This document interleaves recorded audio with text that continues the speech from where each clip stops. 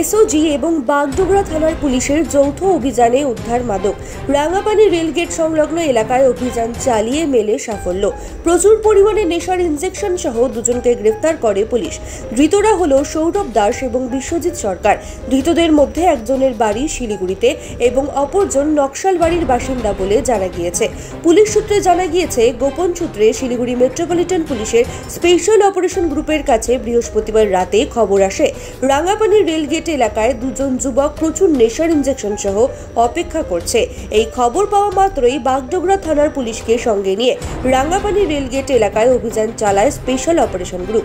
তল্লাশি চালিয়ে দুই যুবকের হেফাজত থেকে 1000 নেশার ইনজেকশন উদ্ধার করা হয়। ধৃতদের বিরুদ্ধে এনডিপিএস ধারায় মামলা রুজু করেছে বাগডোগরা থানার পুলিশ।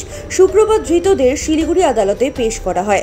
ধৃত দুজনকে শুক্রবার শিলিগুড়ি আদালতে তোলা হয়। পাশাপাশি এই অভিযুক্ত দুজন কোথা থেকে এই নেশার ইনজেকশন সরবরাহ করছিল এবং কাকে বিক্রির জন্য অপেক্ষা করছিল তার তদন্ত শুরু করেছে বাগডোগরা থানার পুলিশ।